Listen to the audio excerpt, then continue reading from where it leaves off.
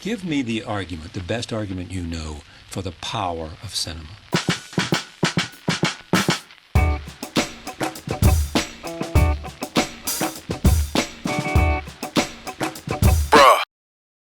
What's up, bro? Sup, bro? And welcome, everybody, to Peliculas with the Bros. How you going? How you doing, Ivan? I'm good. That's good. For those of you watching this, thank you for watching. If you think we're acting awkward, we are. No, We are. This is awkward. no, we're not. Okay. You're right. You have to have the right mentality to podcast. It's just confidence. Exude confidence, Ivan. If you're confident with being like precisely awkward, is that even awkward? Like, No. It's called autism. who? Peliculas with the Bros. Thank you, everyone, for watching. This is a podcast, a video podcast of sorts, where me and my brother Ivan talk about movies. Each week, I don't know what's going on with my inflections, but each week, we discuss a new movie. Every week, each week, on the dot. Let's get our tizzy right. What's tizzy? Not a word.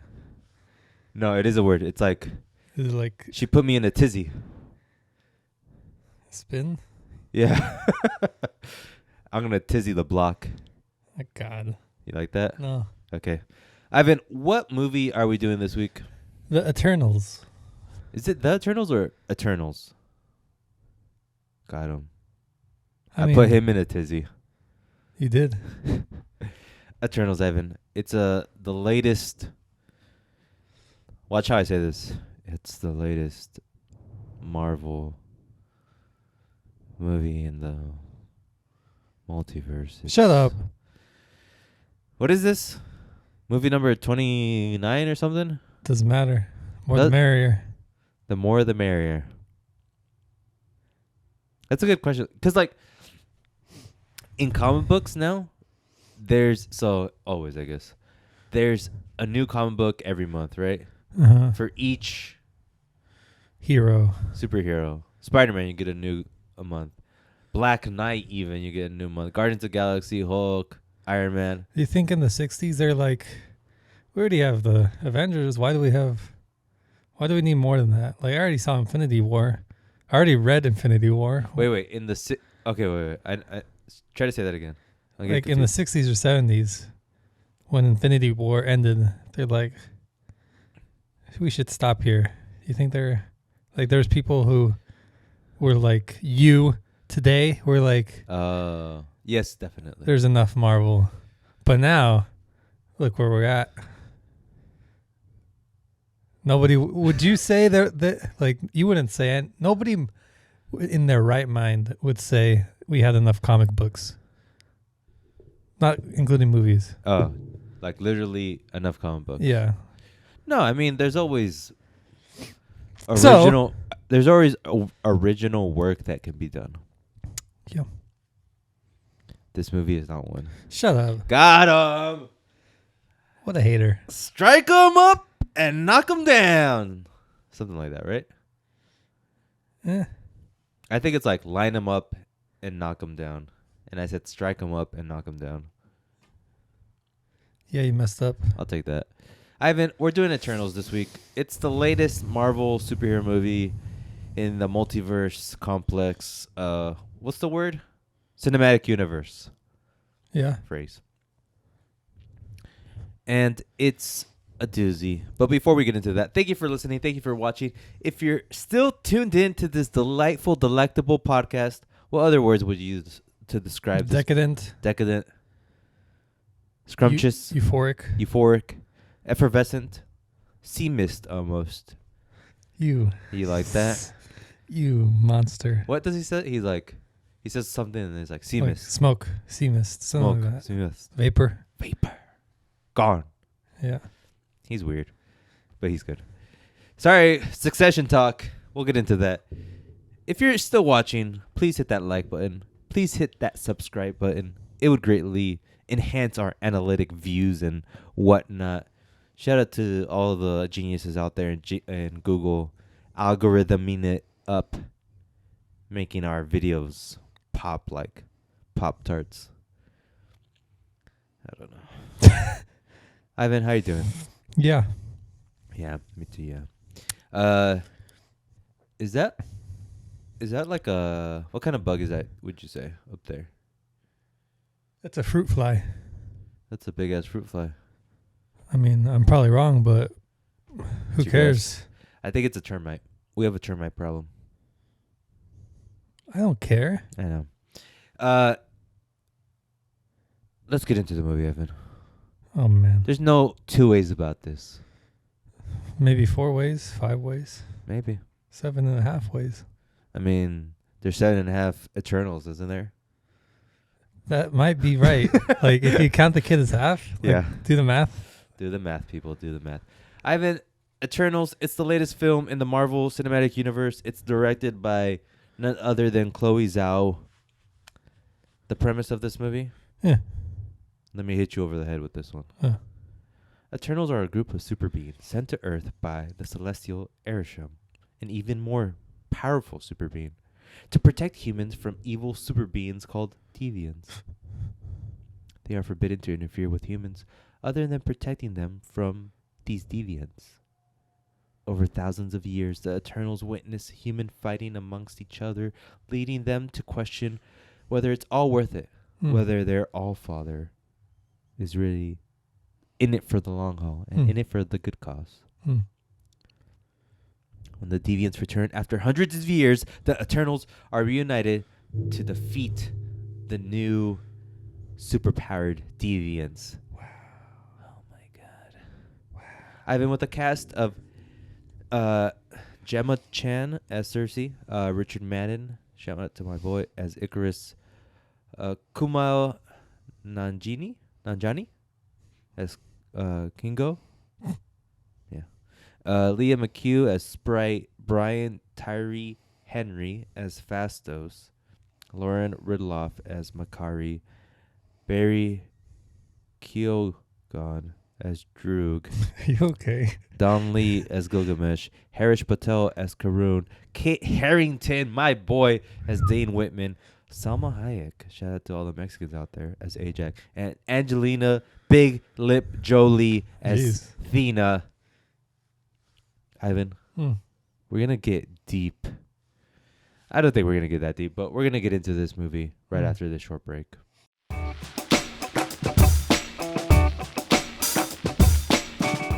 Like I said, Eternals is directed by Chloe Zhao.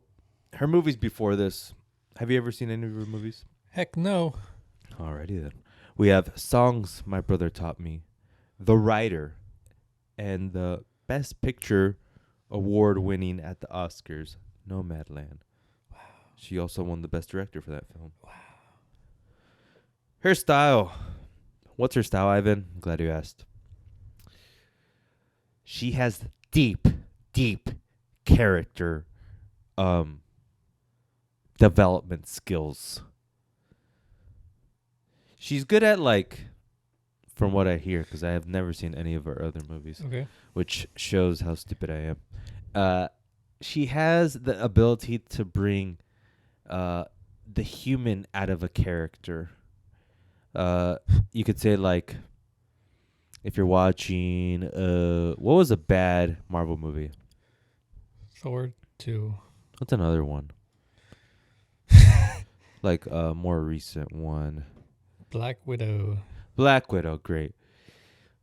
She would be the kind of director that if she was given Black Widow, people would think, all right, she's going to give us some empathy to Scarlet Witch. I mean, you see what I mean? To Black Widow. And we're going to really have some empathy for this girl, and we're going to really get to know her. She can do that with her characters. Another thing that she's known for is using naturalistic landscape. I'm thinking of one specific movie, but I forgot the name. It's like The Revenant.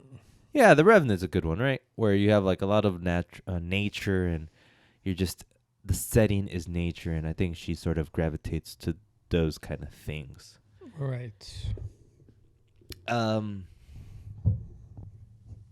she's picked out of a litany of directors to make this movie after a pitch she has.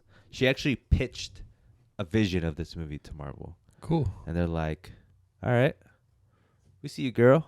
Mm-hmm. We got you. That's interesting to me because she is kind of known to be a more like artsy-fartsy director. Mm-hmm. And someone who, I guess, like, off the top of your head, you wouldn't think would want to make a Marvel movie. But anyways, it's cool that she does. She's a purported anime lover, so she has some background in the nerdy culture. Mm-hmm. And she takes on this movie, Ivan. She takes on this movie. And when you heard Eternals was being made, whenever that was, do you have any remembrance of what you felt? Or what you even think? I was just excited for another Marvel movie. Did you know the Eternals? No. Me neither. When I heard it was announced, I was like, oh, this is interesting. They're doing like the Guardians of the Galaxy thing where, Mm-hmm. oh, I've never heard of these guys if you're not a comic book nerd. And they're probably going to make another hit out of No Names, Mm-hmm. which is a feat in itself. Shout out to James Gunn for doing that with Guardians. Mm-hmm. And we have this movie. It comes probably like 2 years after it's announced.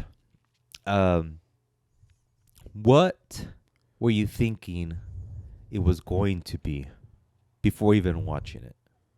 I don't know. That's because you didn't have any idea who the director really was and did, right? Just from reading off the internet, I assumed what this movie was going to be. I felt like it was going to be different from other Marvel movies, given that the director's known for being more artsy-fartsy. And I was actually expecting something really, really good. Jeez. Yeah. And I think I was expecting that because it's like, when you have someone who's like a complete opposite of what you usually do, Mm-hmm. you must have a feeling of like, we're going to try to do something really different. And given that the director is not only different, but good at what she does, I was expecting something really good. Mm-hmm. Where'd you watch this movie, Evan? AMC La Jolla. Oh, yeah, baby. The worst mall. It's all right. Oh, it's getting better. No, it's all right. You ever go to that Sprouts? Or it's a Trader Joe's, right? I don't know. I just. Laser Vision? Yep. Nice. I watched it. IMAX. Shout out to IMAX. Big screen. Mission Valley. Big screen. What were you thinking as you were watching it, Ivan? As this film was being shown to your eyeballs. I like it. Okay. And it's a Marvel movie. Here he goes. Fight it, Adrian. Fight. Fight the temptation. I don't know. To walk over and punch him right in the face. It was good. Over and over and over. It was good. It was good, Ivan. It was good. You know what? Huh. While I was watching it, I was like, yeah, this is good. Yeah. Now. Okay. I have a different question for you now. Okay. After finishing the movie, Yeah. before the end credits, Yeah. what was your immediate takeaway? This is good. Like, this is good. Or is it like, that was good? Between that. So, This is this good. is good. Yeah. There's many levels of this is You're good. an actor, man. I know. They're like, we want something in between. All right. Give me 5 minutes. Yeah. Given that you didn't go into it with any expectations, that's a good thing. I'm not going to ask what you think about, like, did it live up to your expectations? Because it seems like you didn't really have any in particular.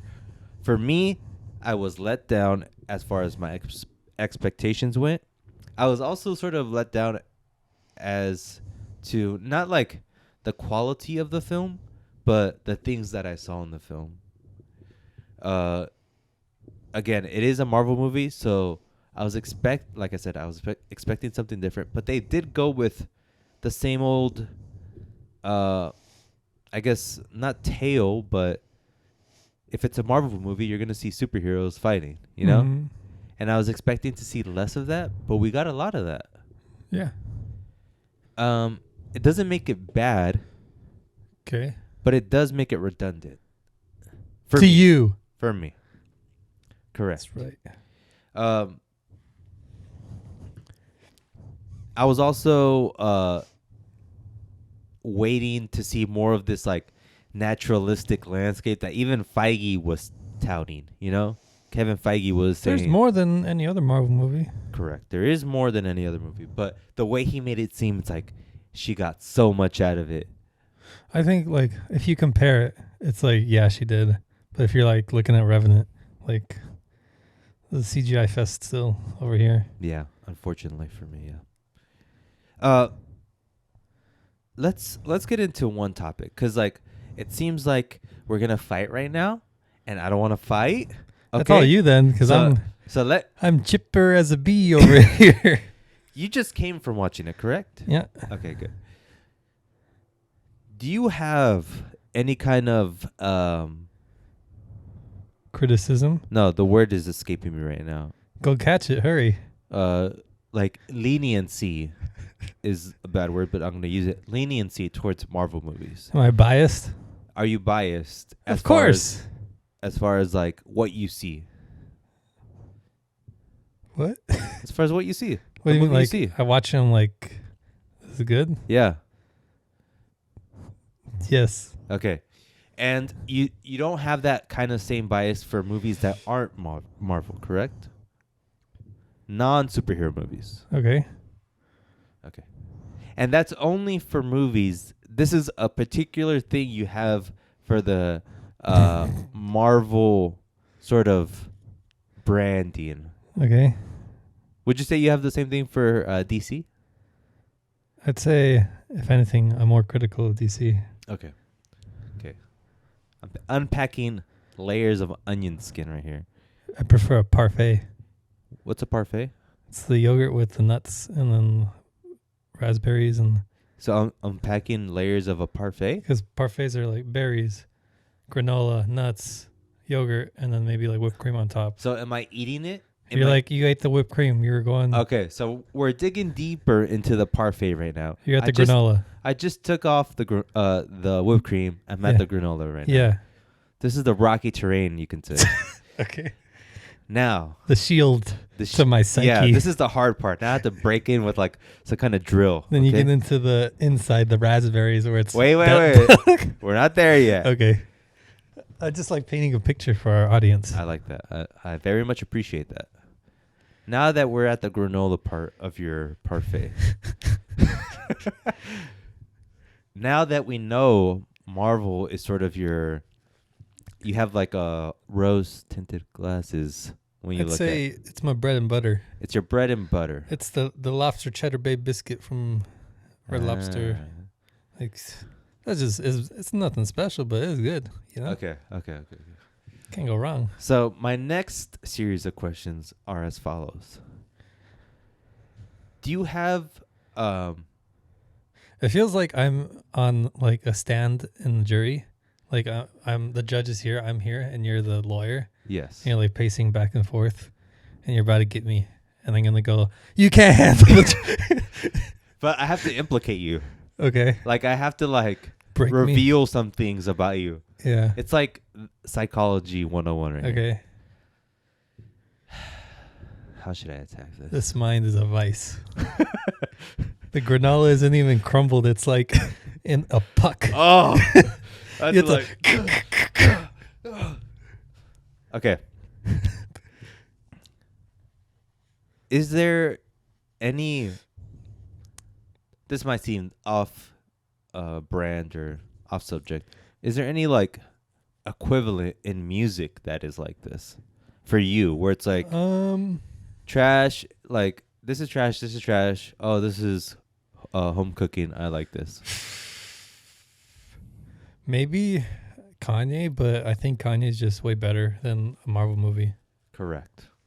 That is correct. But there's no other artist where I'm like, he releases something, I'm happy. Oh, 21 Savage. That is true. Yes. You like Savage Mode 2 a lot, right? Yeah.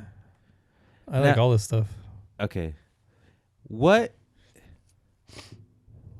do you think that is rooted in? Insecurity. both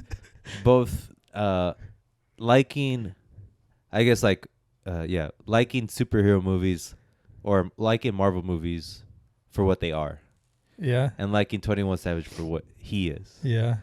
Like, what makes it so appealing? Or Bread like, and butter. where does the complacency come? What? in? What? Don't use a slur. I guess what I'm trying to say is, like, you're not as critical with Marvel movies as you are other movies. Because Marvel movies, they are what they are, and they're not since like Thor 2, like that's the worst it's been. Maybe Captain Marvel, but that was just like Captain like Marvel. middle. That's a trash movie.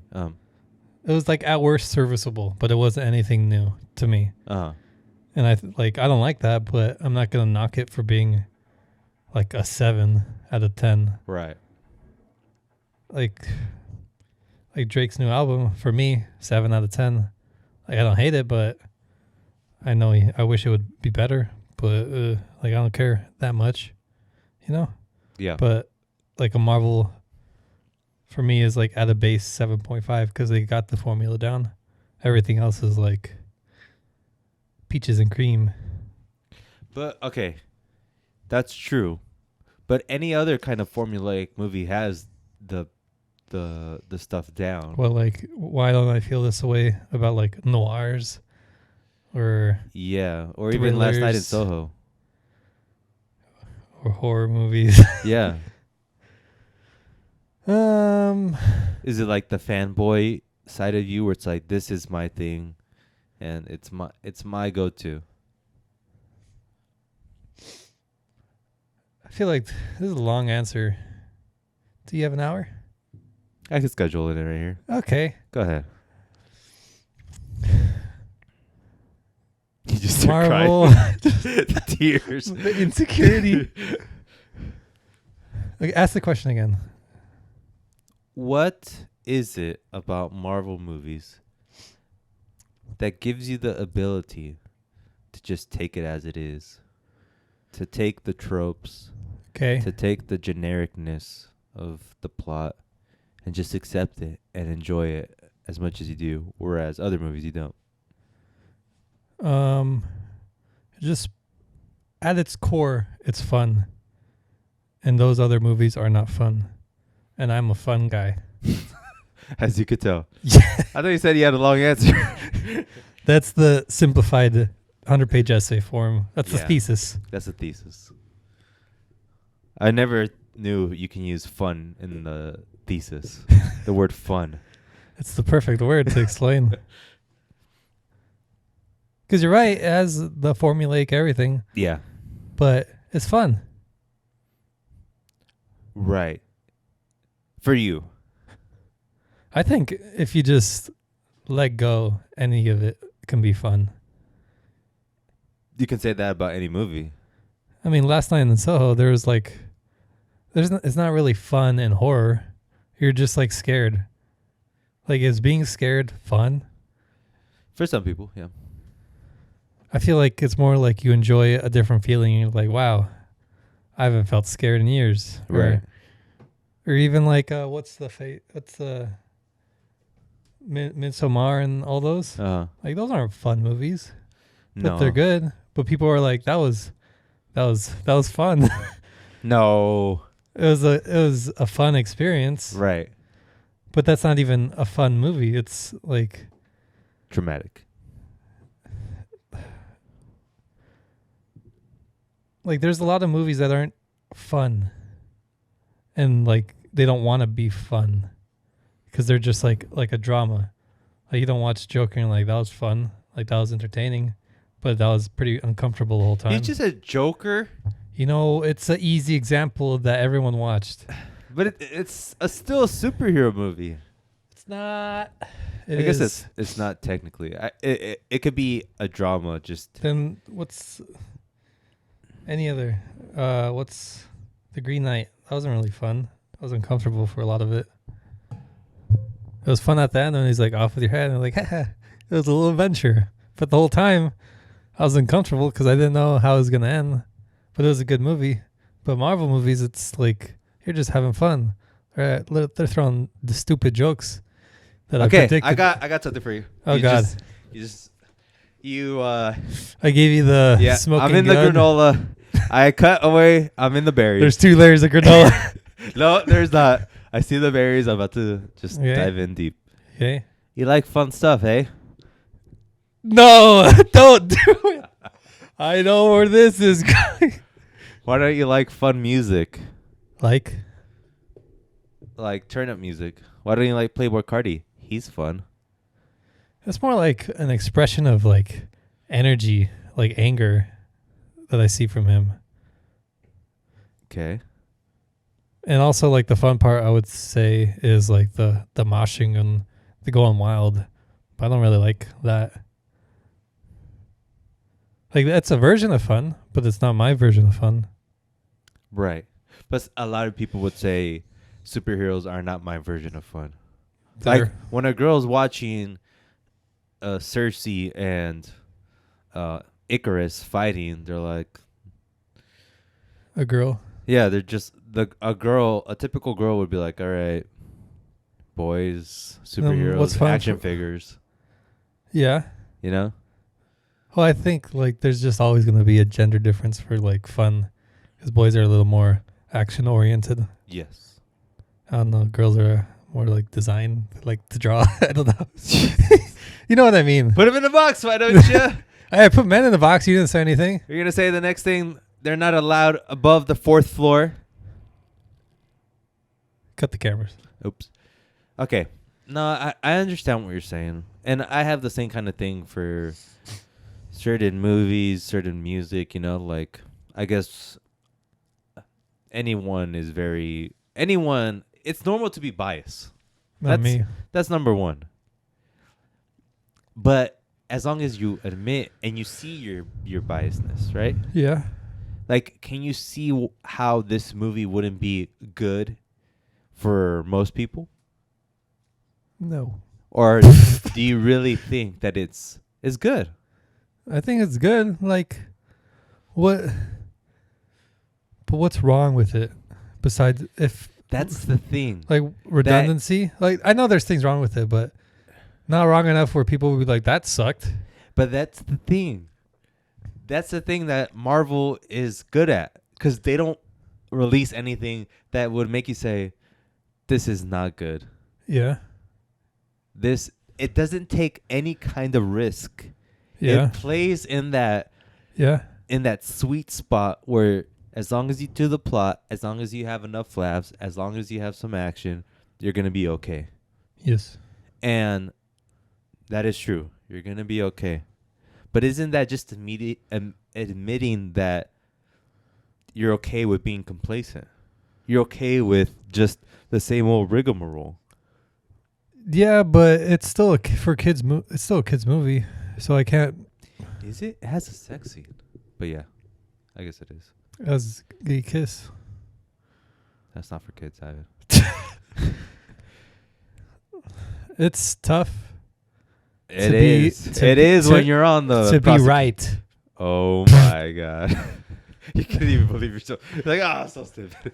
It is a little complacency, but like I can't do anything about Marvel pooping these out. Like that's where DC's gonna do better, where they can do whatever they want. Like they have their lane, there's gonna be another lane, and then all the lanes will be filled. That's what I see. Hopefully. Like if all the boxes are checked, I'm not going to complain that Marvel's not doing enough. And what else can they do? Like if they're going by their thing is that they're trying to be pretty faithful to the comics. And I mean, I don't read the comics faithfully, but I haven't seen people complain about that besides like race things, which is stupid. Well, yeah, I don't think that even matters when you're making a movie. It doesn't matter how faithful you are to the text. I think you should be given the ability to like either be as faithful as you want or not. I'm saying like, where can they push besides gore? Like, what's the push? Where would they go? I For know this movie. For me, I think they need like a better script, but it's like they need the kid humor in there. So They don't. it's for kids. No, well, yeah.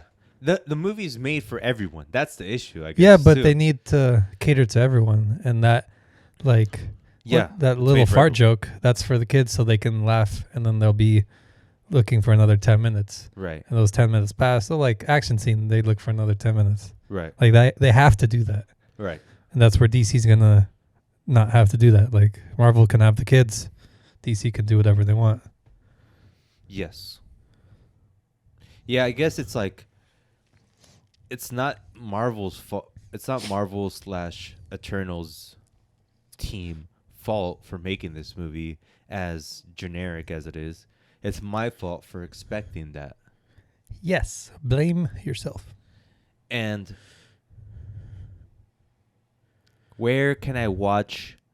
I guess like I want to watch an artsy fartsy Eternals movie DC. because they have the ability to do that, and they have the director to do that. I don't think they can because they have to align with the cinematic universe.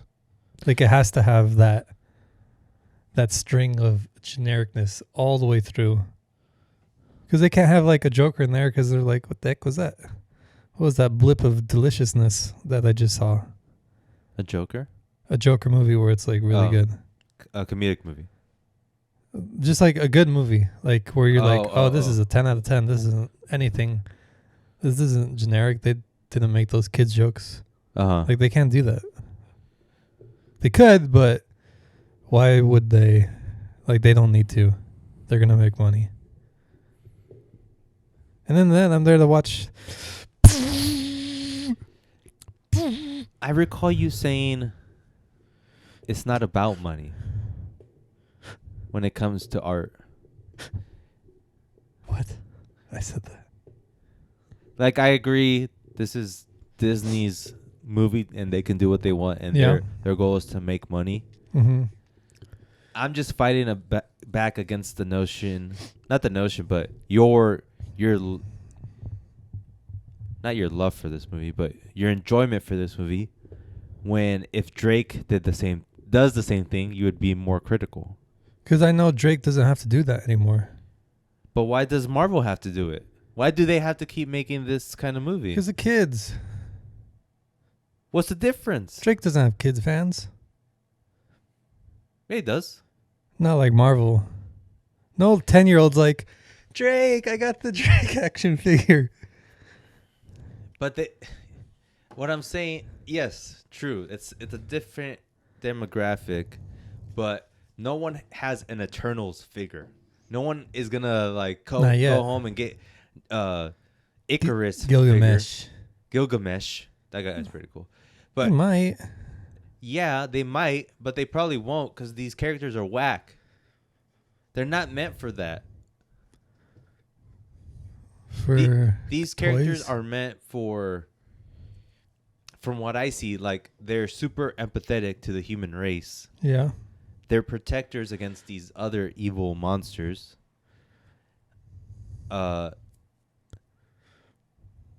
You could make a movie that isn't so generic. You have 25 other movies with cool characters, cool superheroes. The same way Drake doesn't need to make another God's Plan. Uh-huh. Marvel's doesn't need to make another Captain Marvel. But I think they want to make sure that like every kid watches it too. Yes, they do. But why aren't you as critical with the Eternals as you are Certified Lover Boy? I can't compare the two. You can. In a different way, you can. In just the money aspect. The reason Drake doesn't change is because of money. And you're hypercritical I think Drake about doesn't want to. You're hypercritical. Marvel's doing this for money. Uh-huh. But you're not hypercritical. Well, I'm not too critical of Drake. You were. But if I And I was. won't forget because he's my man. But if I changed, then why? If you change what? If I was critical, Uh-huh. but I'm not anymore, Uh-huh. then it doesn't matter. Like your opinion changed about Certified Lover Boy, you're saying? I don't think that's true. I always thought it was like a 7, but I just wanted Drake to do more. Yeah. Like hits. Like I think he could have done like Sold Out like that, but make it all hits. Because like One Dance, like nothing is on that is as good as One Dance, and that's just a mainstream hit. So if anything, he should have sold out harder, but he like went like the mainstream of mainstream. Yeah. Yeah. What's the? But this movie did the same thing. It could have sold out harder. But instead, it pandered between trying to be poetic and trying to be for the kids. You have like this budding romance between Gemma Sean and the other guy from Game of Thrones. Classic. And then you have our boy Kumail being like the funniest guy in the whole movie, bringing it back to the kids. Like, pick something. But now you get this movie that's everything, and that's fine because it's not a bad movie. But I'm just watching the same movie with different characters every time. Okay. Certified Lover Boy. Okay. Respect it like you do Marvel movies. It's a 7. What I'm is not this? even. Well, that's for then. Like I'm not even gonna rate this movie that high. I think you think I'm gonna give it like a 4. I know that. I hope that. Guys, we're having some issues, okay? We're working through them. I'm gonna hit a score at the end, and it's gonna make you shut up. And I'm gonna give another score to Certified Lover Boy with this system, and it's gonna make you shut up too. All right, guys, I'm excited. We'll be right back after this short break.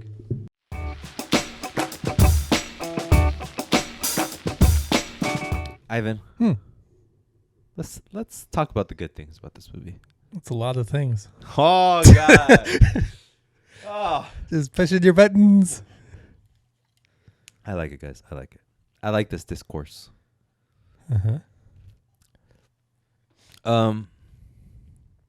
I really like Kumail playing Kingo in this movie.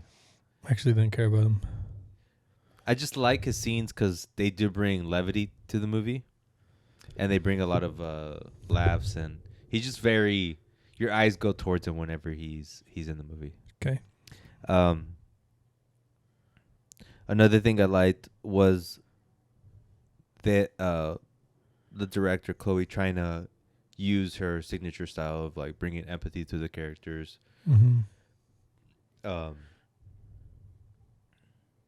Building up those relationships amongst the Eternals, you know, that was cool. Anything you like in particular?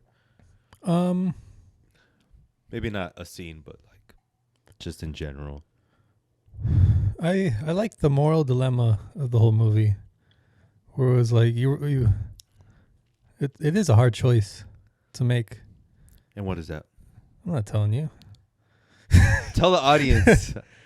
But either let the Earth die, and then like billions or multiple planets spawn, and billions of lives will be created.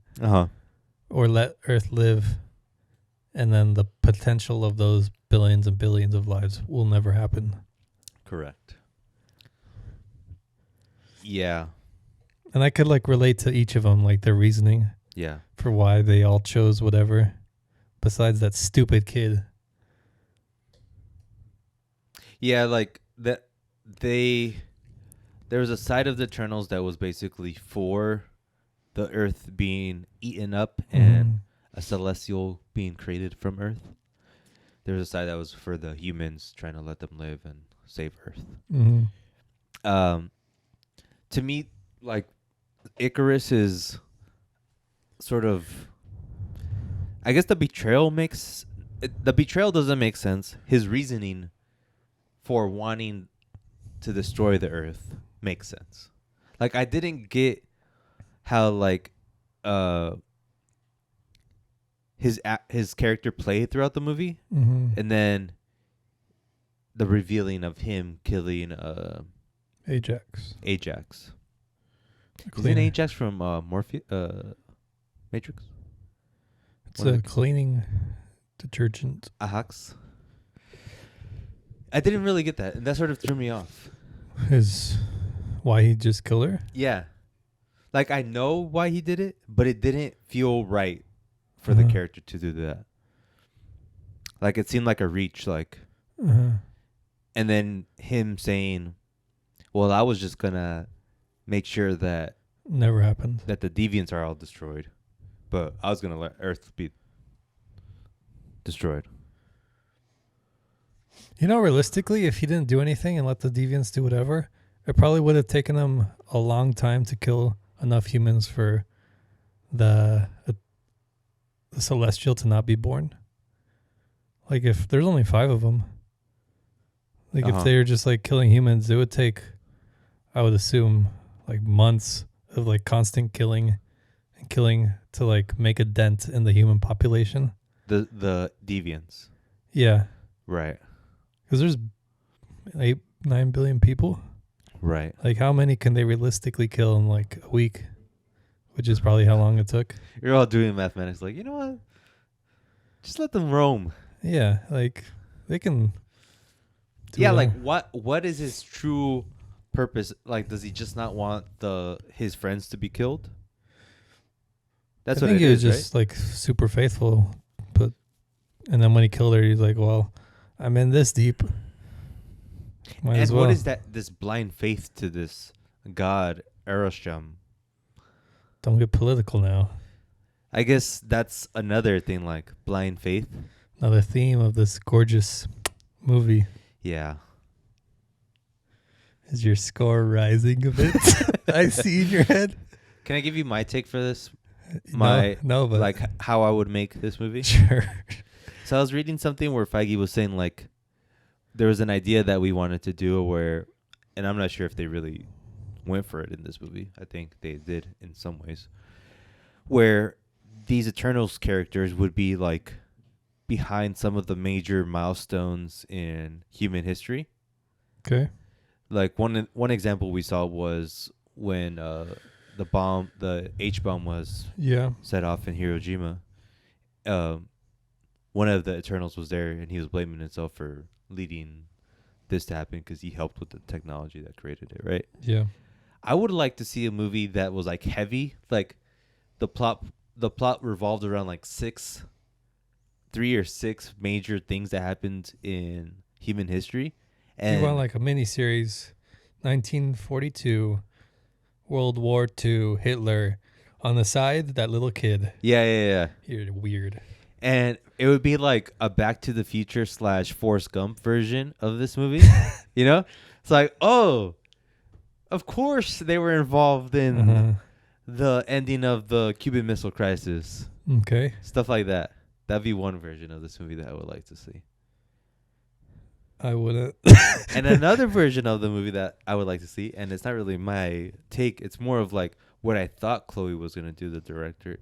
And that's just give me straight up like landscapes and like these beyond powerful characters like having to talk about the actual moral dilemmas rather than fighting these deviants.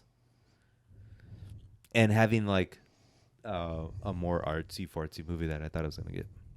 Okay. And it'll be cool, you know? Like, yeah, you're not going to have kids watching this movie, but at least you'll have like this... what was the movie we compared this to? Revenant? We would have the Marvel version of Revenant, you know?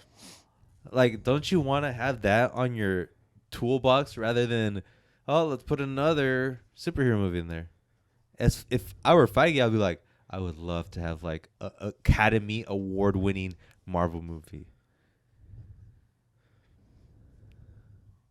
And sure, you don't make I guess, half the money that you would Mhm. be supposed to make, but I don't know. I guess that's only me in this room, but I just Ivan wants think to see the. you can get that from other movies. DC are just literally not a superhero movie. Like, it doesn't. I don't think it's Marvel's responsibility to make these That's true. super artsy movies. I know you want them, but if you can get it anywhere else, like, I think that's kind of the reason. Like, I think these people think these movies are like just destroying movies, but movies are still being made in other genres. And I know there's like with streaming, maybe Netflix would pick up some super artsy fartsy movie. But isn't it? Yes, you're right. It's not Marvel, DC, anyone's real responsibility to make these kind of a movie that is artsy fartsy. Yeah. But it kind of is in a way because you're the only one with this kind of capital, you know? Mm-hmm. You're the only one with this kind of opportunity. And these kind of movies, like, you're not going to get Spartacus anymore that cost back in the day like $100 million to make because no one is seeing those kind of movies anymore, you know? So why don't you have $100 million, give it to Chloe to make an artsy fartsy movie because these movies aren't being made anymore. And you're the only one with the kind of money to actually blow. And you can sort of win back a portion of these cinemaphiles that sort of resent you for being just a factory for these kind of like boilerplate movies.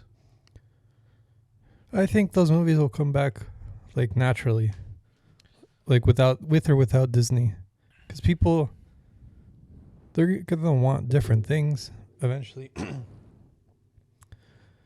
And I don't think Disney making these movies are gonna, like, this is just a big old trend. And I know it's bigger than like Cowboys or noirs or anything has really ever been. But that's because like they have such a powerful universe of everything that's like never been done. So it's gonna be the biggest for a while. Yeah. I think I really think just waiting it out and we'll get like another Dune, another whatever, another super artsy movie. We're gonna get another Spartacus, but not Spartacus. If we just wait. Because like with streaming, like we don't know how that's just going to change everything. And it's going to change everything. It's already changing. It's already changed. And it's going to change even more. Yeah. My only pushback to that idea is that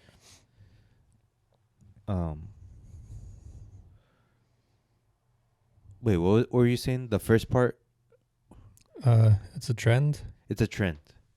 But my pushback is that Disney created this trend. Yeah. And they want to continue this trend as much as possible. Yeah. And they sort of created a universe where if it's not this type of movie, mm-hmm. you can't have a budget like this. Okay. And ultimately, yeah, the viewers dictate that, you know, like if people really want to see an artsy fartsy movie, they'll put their money up. But mm-hmm. I do think they are responsible for the decline of these, partly for these kind of movies. Yes, but I think it'll come back. Yeah. I'm just a patient man. Yeah. I mean, it'll come back, but you won't see 100 million. You think you'll see 100 million? Well, like, technology is advancing so much that you won't need it. Yeah, like Mandalorian, that looked like 100 million. Like, it looked like a Star Wars budget, but it wasn't. They did that with just like a green screen around the dude. And if technology keeps advancing, we're gonna get dude movies that we can make. You know, it's so weird that you say Mandalorian because like I thought about that earlier today, and I was like, I sort of want to rewatch that. I don't. Why not? I got everything I could get out of it. Did you ever rewatch it? No. It's just like a story sort of show. Like, I felt like there's nothing to the characters. No, there isn't. Yeah, but there is. What I was intrigued by it was like the world it built more so than the characters. The universe The universe. made by Disney. Oh my God, You hypocrite. Ivan. So you like Star Wars, eh? I do. I don't even go into it because you already know. You already know. Ivan, let's talk about Angelina Jolie. shall we? No. What do you think about the cast in this movie? They're all good? They should have changed Gemma for Aquafina. No. And that's racist as it gets, Ivan. I like the cast. I feel like Gemma just is a little too plain. Like she's too like. She's like Rosie Huntington in Transformers 2. Like just a pretty face. Rosie Huntington? She's like not 2. She's in 3, I think. The love interest of Shia LaBeouf. Okay, let me think of someone else. I'm only thinking about Meg Ryan. Megan Fox. Megan Fox. Okay, then I mean, she kind of had personality though. But I'm saying she's a little too like Complain. Yeah. I see that. Every other character, I kind of feel something from them, but her, I just see her as like, she's just there. I don't feel something from her. Did you feel that? Okay, how about this? Between the two, there's like 3 relationships, or there was actually like 5. Like there was like interrelationships that didn't get acknowledged really, but there's like 3 big relationships, right? There's Gemma. Let's see the characters. There's Cersei and Icarus. Yeah. There's Droog and Makari. Yeah. You know who they are? The speedster and the mind controller. And then there's Thena and Gilgamesh. Yeah. Out of all those relationships, which one sort of like hit you the hardest? Or got you intrigued at least? I think I wish there was more of it, but the relationship between Icarus and the kid. So not even not even I wish there was not even Cersei and Icarus, right? You're saying Icarus and Sprite? Yeah. Yeah. Agreed.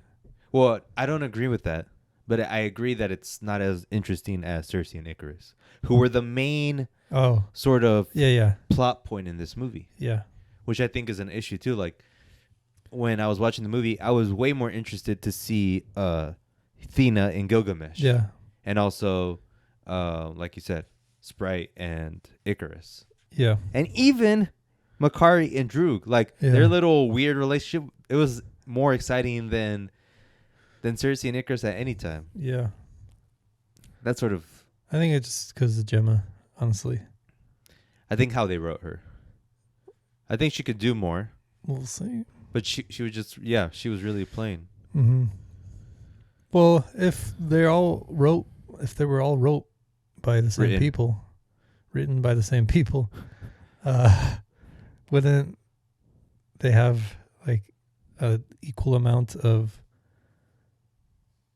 opportunity to show themselves? Because if I felt more interested in that, like all the other ones, no matter how tiny the relationship was compared to the big one, and it should show it's more the actors' emotions, not the script.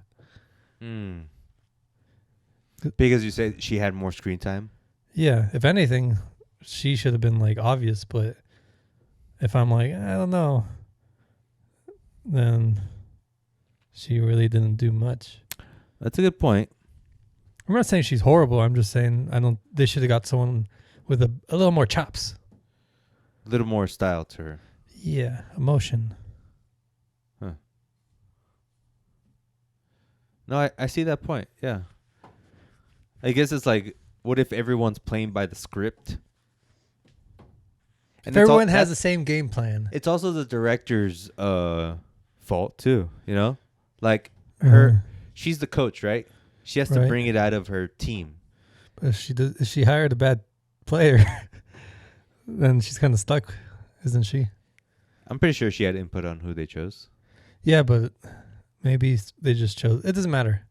And even like that, like we chose her, so we already made the bad decision at the beginning Yeah. because we thought we could, and you couldn't accomplish it with her. It was too late. Like, what are they going to do? Swap her out after Right. they announced Yeah, let's CGI Aquafina's face with improved. her horse throat. Jesus.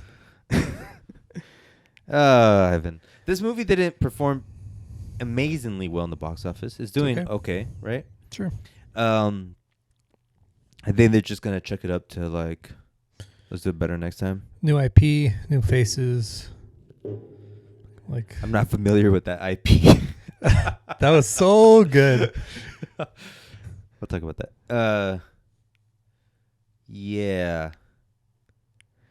But I think it doesn't matter. Let's Like, take a quick break and we'll talk about the end credits of this film, okay. which is like the most exciting thing Okay, about this hey, movie. let's not be rude.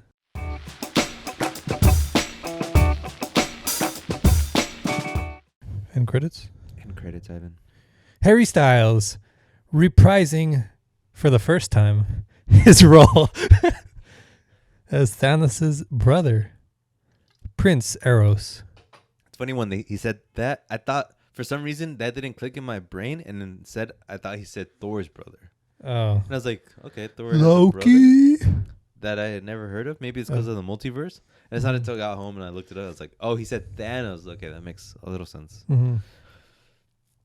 Yes, Harry Styles playing a new character called Eros Yeah. with Pip the Troll, Yep. played by he's the guy that played Ratatouille, That dude. Patton Oswalt. Oh, that's funny. He sort of looks like Patton Oswalt. Anyway, Whoa. I know that's rude, huh? No. Well, why do you hire someone like that when like they're already short and chubby? Like He is. he must be in on the joke. A little bit, but he's also like a comedian. So, Yeah. and most comedians kind of look a little funny in their own way. They do. Ivan, what'd you think about that end credit scene? I was spoiled with that like a week or two before, Oh, but I wasn't like, "Urgh."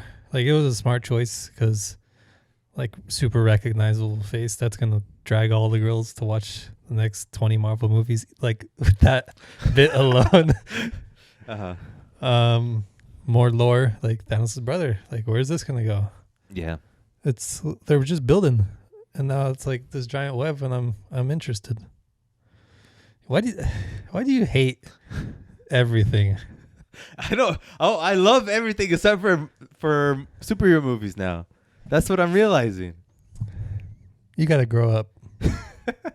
It's just like it's the same thing. Yeah, but like if And I have it's- pizza every day, I'm a happy boy. But you're also a chubby boy. I'm gonna die chubby and happy. I do have to admit that like him is like very like his look was like, whoa, that looks cool. You know? Mm-hmm. And I sort of recognized him, but I didn't at the same time as Harry Styles. Because he usually has like long hair. and, Yeah. like Maybe the that's flowing clothes, and the boots. And his character Eros is sort of like a womanizer in Yeah. the comics, right? Yep. So interesting to see where that goes. There's a bunch of things saying like he's gonna be in the next Guardians of the Galaxy as well. Blah blah blah. Okay. Part of the Avengers maybe, but it's all speculation. It'd be from cool here. if he's like a Loki kind of figure, but like a good one where they don't want to kill him. Because Loki's kind of like that jokester, Yeah. so he would kind of fill that role without like being a bad guy. Right. If he is, he might be kind of has a little. It looks like he has ulterior motives. Definitely. Yes. His smirk wasn't Yeah. 100% confident Yeah. inducing. The second credit scene. Mm-hmm. What'd you think about that? It makes sense. Just because it was weird that they casted him for like, A nothing role. yeah, and then his lesser brother And we're talking about Kit Harington as Dane Whitman. Dune. And they casted his lesser known brother as like the main dude. So What? Jon Snow's lesser known brother. The Icarus. Oh, He's Jon Snow's brother. I wouldn't say he's lesser. I guess he is lesser known in a way, but I don't even know his name. That's his older brother, though. But I don't even, what's his name? Rob. You had to think about it. Yeah. But Jon Snow's like, that was He's the Jon true Snow. King of the North. Red Wedding, baby. Yeah, but it's not Jon Snow. Damn, That's my point. Jon Snow's bigger than Rob Snow. Easily. But Rob is a better actor. Yeah. But he's more handsome. But that doesn't matter with fame. Oh, yes, it does. That's not the point. Okay, sorry. It was weird that they hired, like, the role should have been switched technically if they wanted a bigger, like, box office hit, because Jon Snow's, like, the bigger actor. But it makes sense because they want to use him for a role that's going to be more No, it also makes sense because, like I said, the other guy's, Richard Madden is a better actor. Mm-hmm. And his role as Icarus is more demanding than that we know Dane Whitman. so far. Dane isn't going to be crying or anything. Come on. So Dane is now the revealed as the Black Knight. Yeah. Right? Is that correct? Yeah. Getting so energy right now. Who's like a British knight with a sword that's Cursed. so strong. Yeah, it's getting a little like, okay, I don't know any of these characters anymore. But it's going to happen. Like, we went through Thor, Iron Man. We went through the big ones. Like, now it's time for The B players. Yeah. The B squad. Yeah. And, like, we still got X-Men, Fantastic Four. That's our new Avengers. I guess as long as like the movie or the show is good, it's gonna be okay. Same like Guardians. No one knew who the Guardians were, or most people didn't. Mm-hmm. But ended up being good. Did you hear the voice that talked to Dane? I did, but I didn't know who it was. Would you like me to spoil it for you? Yeah. What did he say to him? I don't remember. Oh, are you sure you want to do that? Something? So that is none other than Mahershala Ali as Blade. Oh, so it's going to be like another team up? Blade with the Black Knight. Ooh. I mean, look at you. Look at you right now. I'm beaming. Ultra light beam.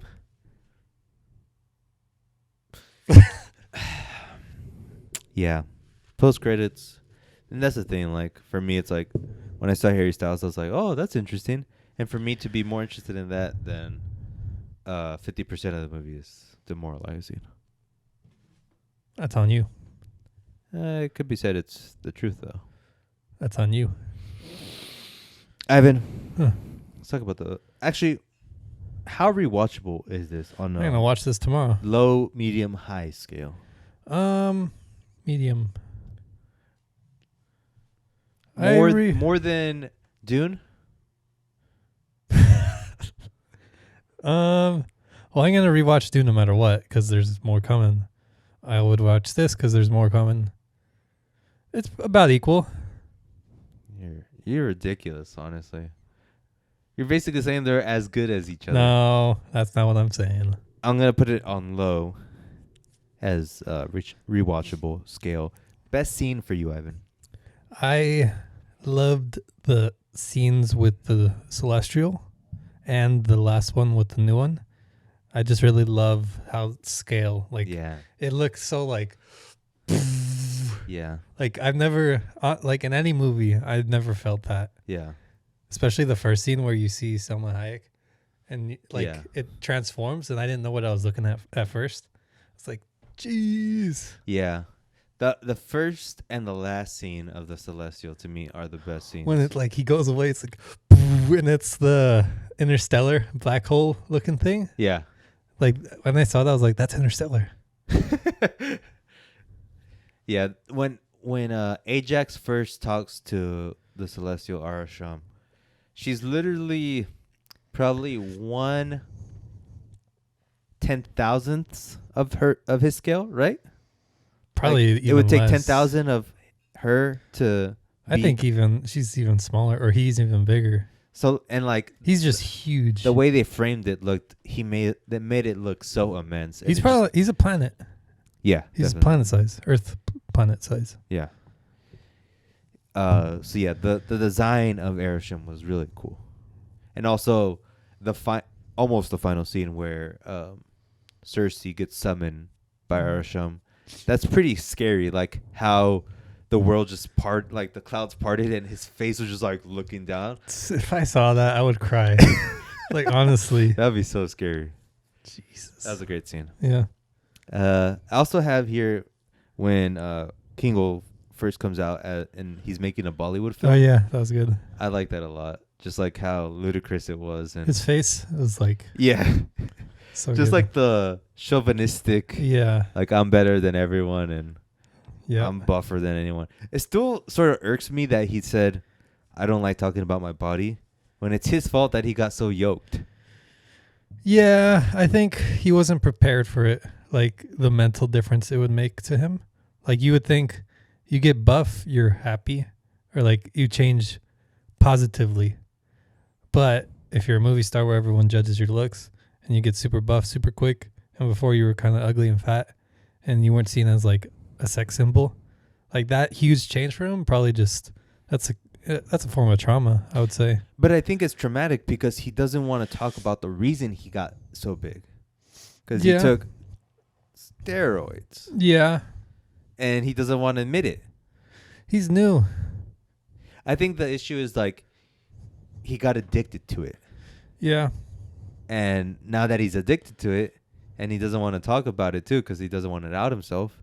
It's like I also heard The Rock just say like, 100% natural. I'm like, well, you're also 100% lying. That's tough. There's like, that's a whole nother topic, just like male fitness industry. Yeah. Like now there's so many people that are just like blatantly saying like, yeah, I'm on it. And I have no remorse. Like it's just what I choose. Yeah. And like, that's a growing subsection of athletes that are like, yeah, I do this. Yeah. And this is what I do. And But this is how I take it. On TikTok, there's like also a growing subset of people who are calling those people out. And there's like people who are being healthy about body image too. So there's people like that, but I'm also seeing people not like that. Like not even like fatties. Yeah. They're like buff and everything. They're like, yeah, I'm not natural, obviously. And they're like giving tips and they're saying like, oh, you'll never get this naturally. But yeah. But these are good exercises for doing this and this. Right. No, yeah. Those are the same people I'm talking about. I think. Like people who are taking things and are admitting that they're taking things. Those are good people. Yes. Yes. I agree. I also like, not as much, but I like the Babylon scene where they show Babylon. They look cool. Cool design. Now our favorite time of the podcast. Time to rate this delectable Chef's kiss movie. Go ahead. You want to go or you want to go? All right. 3.25. Okay. Yeah. Certified Lover Boy. 3.25. So you're saying they're the same thing in an artistic standing? Yeah. Didn't you give what did you give Certified Lover Boy first? A 6 or a 7? I don't remember what I gave it first, but it is a 7 now. It was lower than an 8, which was I think you gave Donda a 9 or something. Probably. I give this movie a 3 out of 5. Tickets. You're pathetic. I give it 3.25 Celestials out of 5. What did you give Last Night in Soho? I think I give like 2.75. Hilarious. What was before that? Dune? You gave Dune a 3.25? 7.5. Okay. And then before that was the last night? Or no. Last Duel? The Last Duel. I think you gave that a 3.75 too. Yeah. Okay. My scale is perfect. Yeah. Yours isn't. For a fanboy. So you're saying this is a 3.25. I'll take that. I'll definitely take that. And I didn't think you were going to say like 4. But I know I was making it seem like you were making it seem like that. You're gaslighting me. I was gaslighting you. Classic. And even though I hate that term. Classic man. I am a male. Classic man patriarchy. Long live the patriarchy. All right, let's move on. Ivan, it's time for a section we like to call... Things and such. Ew. I know. Isn't that gross? A little bit. Okay. No, so stupid. Succession. Sure. Great. It's getting more intimate. It's getting crazy. Like it. 2 felt like a step up and it was getting big. This one feels like the season, like stakes even bigger. You think so? Yeah. Like everything feels like it's about to topple, but the other seasons didn't feel like that. Like it felt like it would be bad, but this one feels like any episode, somebody could lose everything. Yes, but I do think episodes 1 and 2 were better than 3 and 4 because of like the dynamics between everything, like the interaction, the characters. I think the episode where they all talked, the brothers and sisters, That was good. that was probably the best one. That was 2, right? I think that was 2. Yeah, Yeah. but like I don't know. I'm not. But you're right. It is progressing in a way. It's like everything's just ramping up and it's getting worse and worse for all sides. Yeah, I think there's some like hiccups as far as like Roman saying he doesn't want to hurt his brother and then calling tattoo guy. I mean, they're Like that was sort of like they're super twisted. Like they'll go super far in one way, but won't in another. But it's like the same way.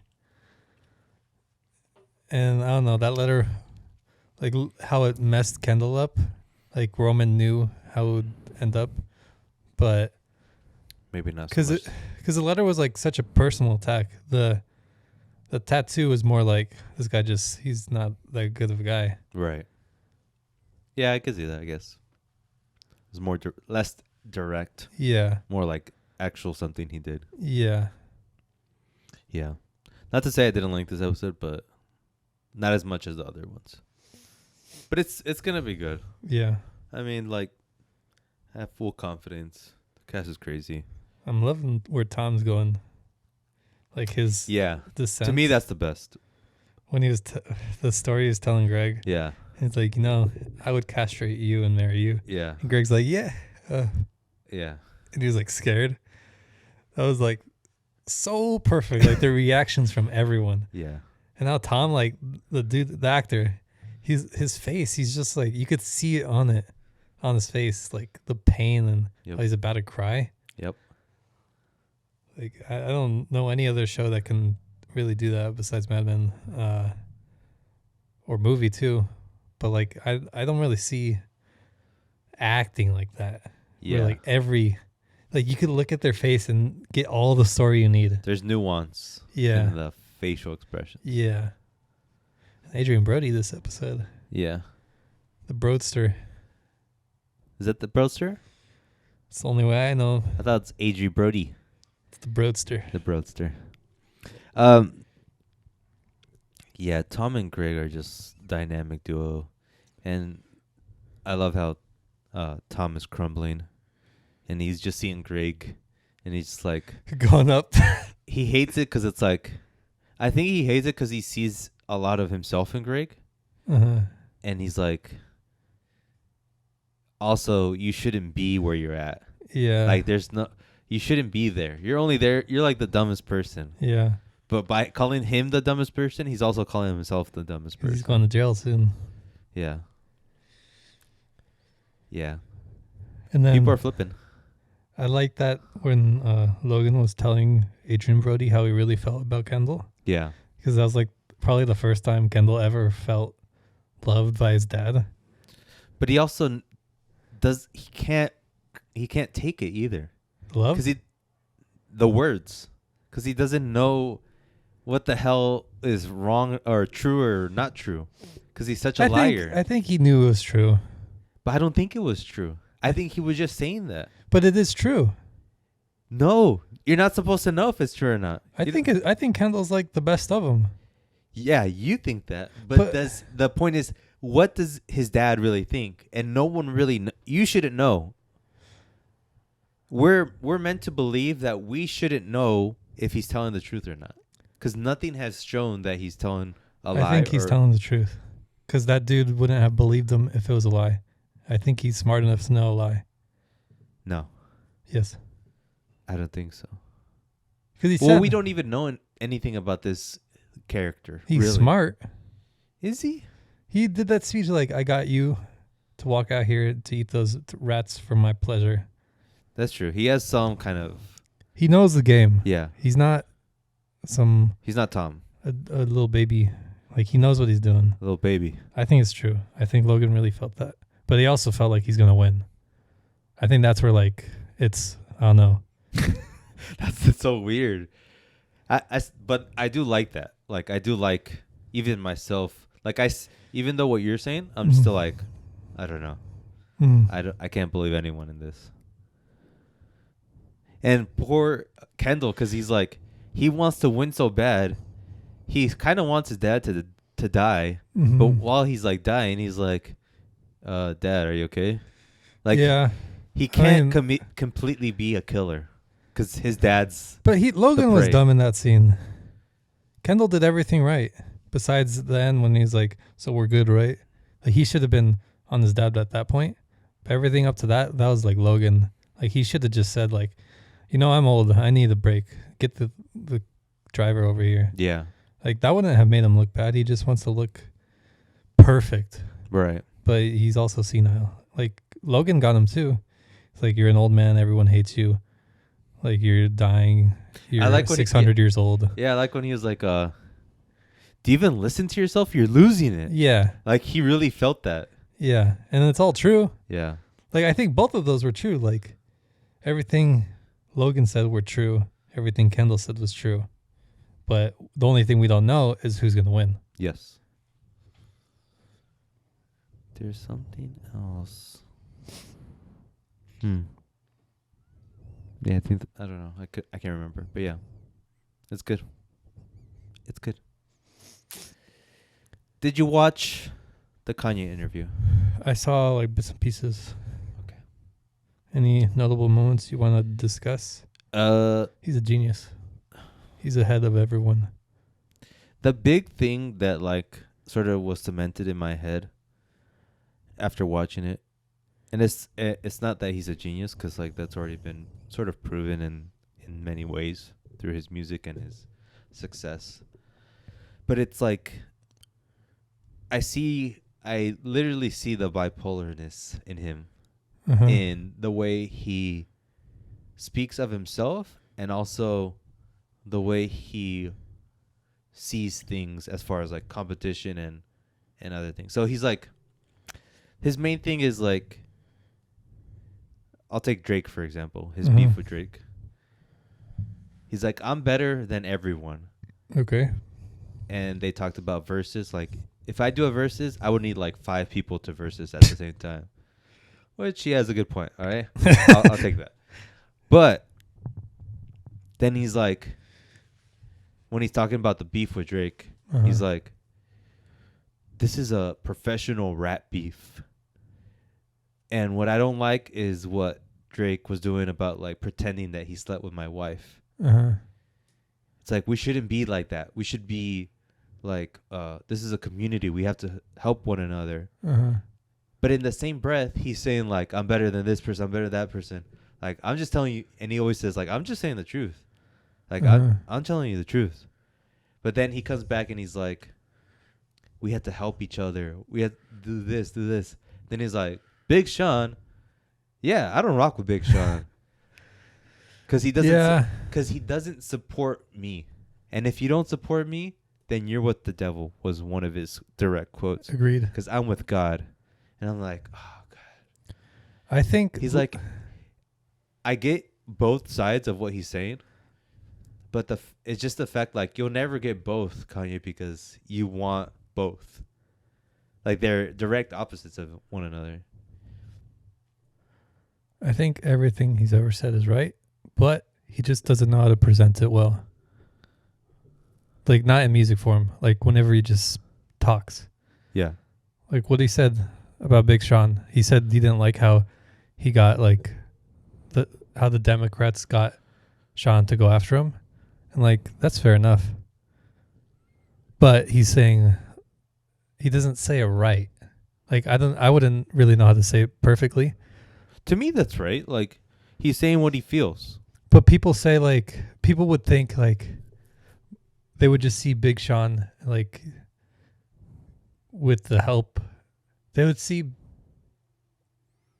because technically Big Sean's in the right because he's not pro-Trump. That doesn't mean you're right. There's just a difference of opinion. Because he was, I mean, that's, I'm saying.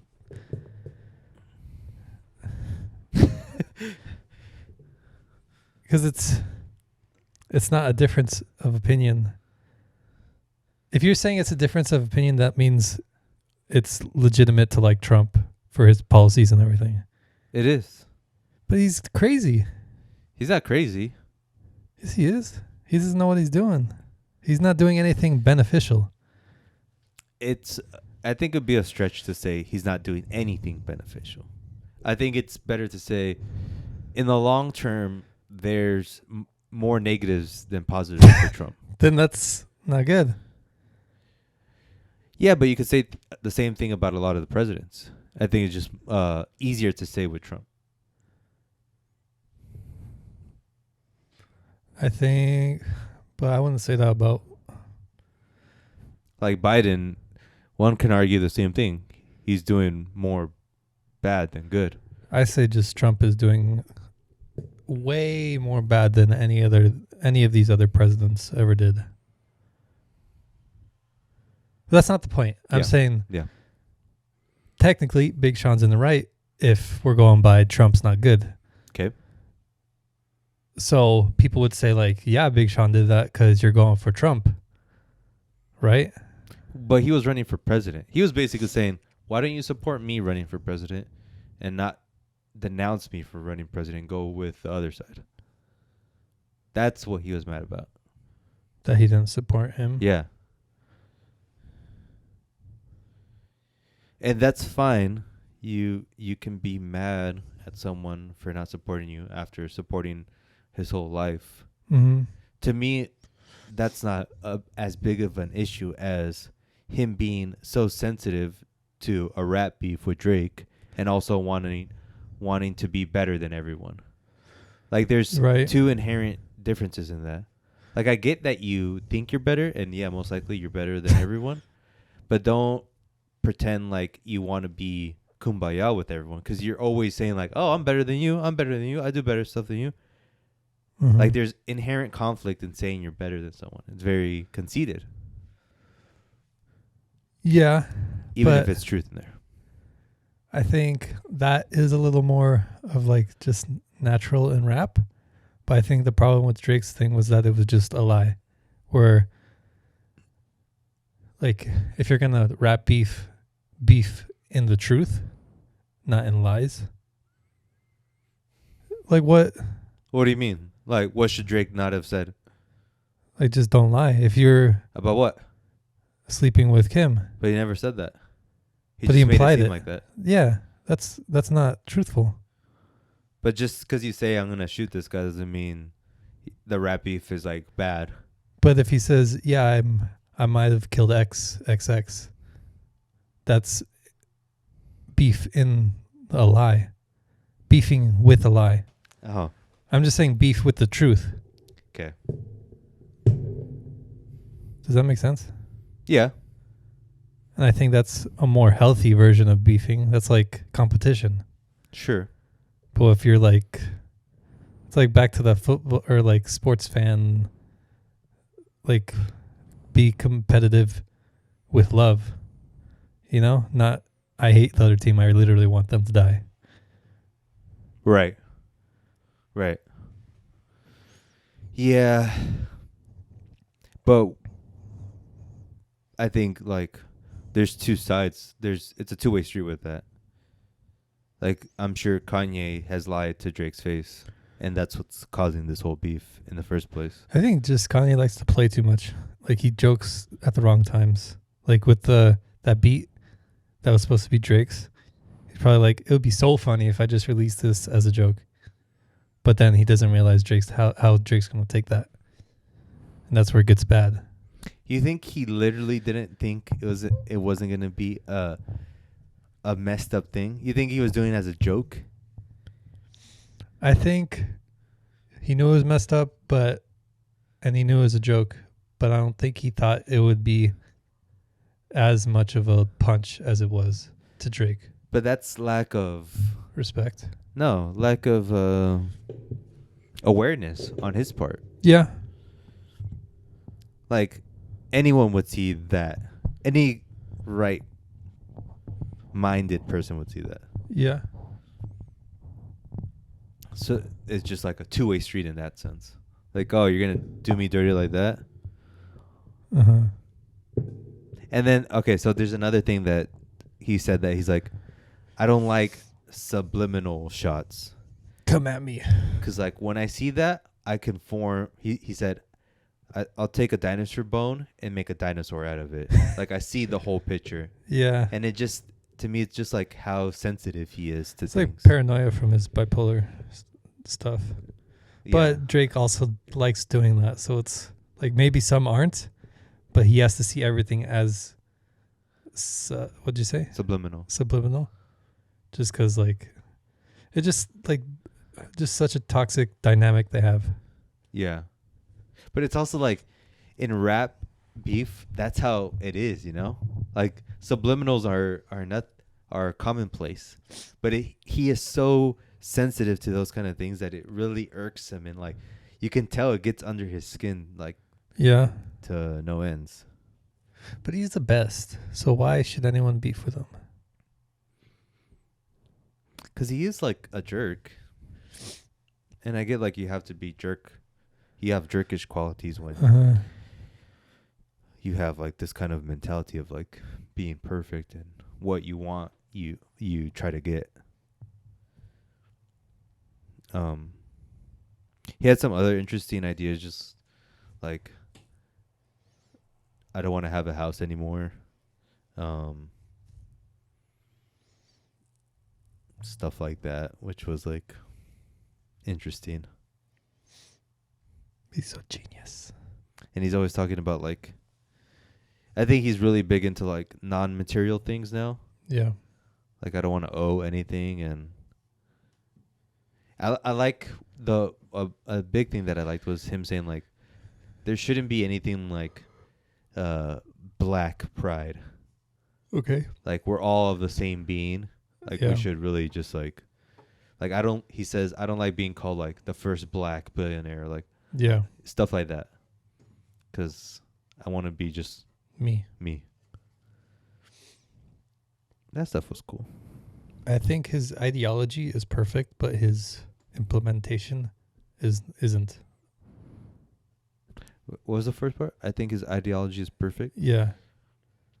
I don't think it's perfect. You can't be perfect when you want all the things. 'Cause that's the one thing too that I didn't like, where he's like, I feel like there's always people telling me you can't do this, you can't do that, and I always have to show them wrong. Like we have to be, as a people, we have to be like we have to let everyone do what they can do to a better society. Yeah. But I think he's missing one of the key points of those kind of things, is that like when you have obstacles, what pushes you is the obstacles to overcome them. And like he envisions a world where like there is almost no obstacles. That way we can all achieve our goals. But without obstacles, you become sort of complacent as a society, you know? Like it builds character by going through these hardships. I think he means more like obstacles, like if you really wanted to be a musician, you shouldn't have to work like 5 jobs and all that. Like you should, the obstacles should really only be Making good music. Yeah. I think hardships are necessary, but not like poverty. No, Like, but he's not talking about that. Because He's just talking about people like making him seem smaller than he is. Because if everyone was raised with Kanye's level of income his whole life before he got rich, they would be like upper middle class or middle class. Because he was pretty well off. Yeah. And he never really went through hardships besides like car crash, his mother, like relationships, like just Normal. being a person. Yeah. Like he really had no obstacles other than himself and relationships, which is like how he talks to people. So himself. I don't think that's fair to say. To say you don't have obstacles when you don't know his life. But I know what you mean. He didn't have like the poverty obstacle. Yeah. I'd say the only other obstacles were other people saying like he can't do it. Like Right. I'm sure when Jay-Z first heard him rap, he was like, "Nah, be a producer." Yeah, exactly. Like that's already an obstacle. But if everyone had the mentality of Kanye at that time, Jay-Z would have been like, "Yeah, keep going." Right. And that would have been like no obstacle there. But what would have happened there? If maybe for Kanye, he would have kept going if someone told him to keep going, Mm-hmm. and he would have got better as he did. But maybe the reason he got so good was because Jay-Z said, "You know what? Stick to producing." But if you're raised with that mentality of you can do anything, it wouldn't matter who would say no or yes or no. Because you know at the end of the day you can. Yeah. So it could be a million people saying no, but if he's always going to be trucking along, it's the same thing as everyone saying yes. But I think Kanye was raised with that mentality of you can't do anything. Yeah. So no matter what, he would have reached that, right? Yeah. That's what I'm saying. Like his ideology is perfect in my mind. Just like a lot of his implementation is not so good because he's bipolar. Perfect? 99%. Yeah. Because there's nothing he's ever said where I'm like, nope, that's wrong. Only like points where he's like, but then more explanations like, okay, I get what you meant. Abortion? What did he say? We shouldn't abort. In a way, I agree with him, but I think there's reasons why you should. But it's like in a perfect society, you would always be safe and everything, and you would plan everything out. But there's always those minor cases where you got to. And he said like there are points where you have to, but he doesn't want it. You know? Yeah. Like technically, nobody should want abortion. Like technically. But there's reasons why it would be smarter to do it. Because, like, wouldn't you want people to be born? Yeah. It's too deep. I don't have any kind of rebuttal or agreement with that. I don't want to implicate myself. Time favors the truth. That's the thing I really like about him is that he always is going to tell the truth. And it's very refreshing. Whereas you wouldn't get that from you would never hear Jay-Z or Drake give the 100% truth when asked. Yep. Like he says, I was jealous of Virgil when he got Louis Vuitton. Yep. And that's someone who has like the biggest ego in rap, who is also would say like stuff like that. It's so weird. Like there's no one else like that in anything. Where it's like biggest ego, but they're also egoless. Not egoless. But they have an ego. I'm saying they have both. Right. Like he's able to admit it. Yeah. Like stuff like that. Like I think his ego is where what does he do? Like he's a little too brash.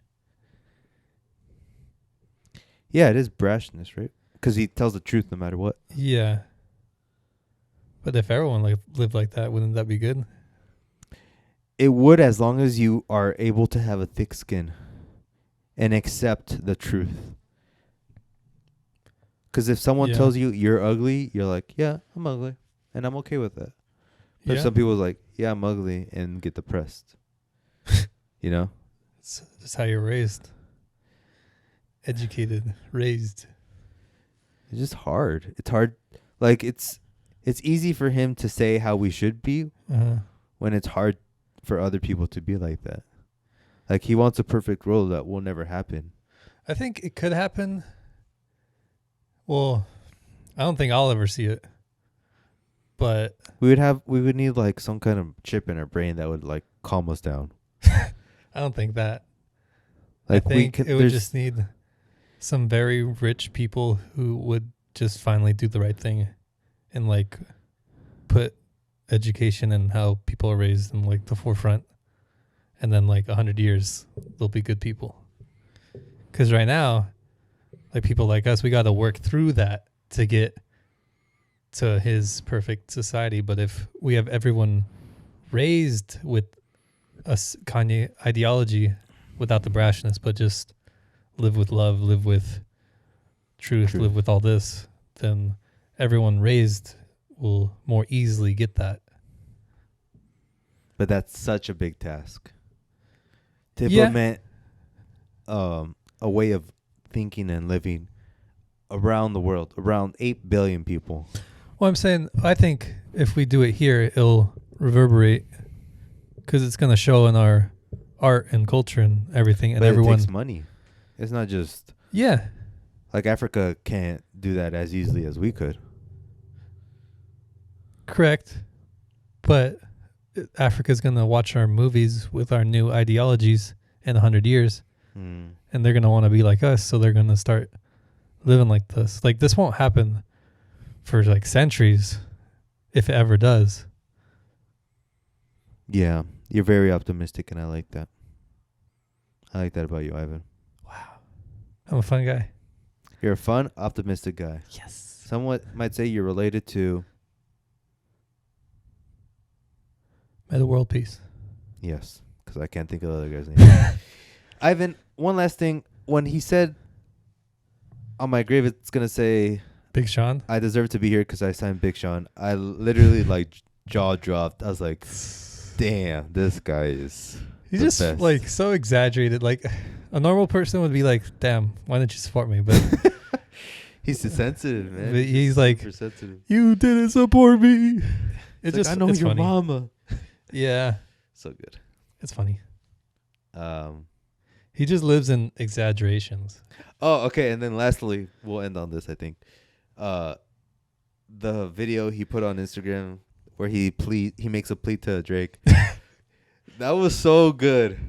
That made me laugh and be like, what the? And I was reading the comments because next to him was Jay Prince, I think. And it's like, they were saying, it looks like Jay Prince has him for extortion. Yeah. I wonder what he said to him to make him do that. Because that seems like such a not Kanye. It is not. But he's really committed on freeing this guy, which I have no idea why. I need more information because for me, I just see it like he used to be in drugs. He doesn't deserve to have like life. I mean, I guess you can. I don't really know what he did, so I can't say. But like, he did bad things. It's not like he's not a good. Yeah. And yes, people can get redemption, whatever. But I think he told them like, you really want this to happen, then you have to say this exactly like this. Don't go off the script because we know you go crazy. Yeah. Say this or else it won't happen. He's like, fine, I'll do it.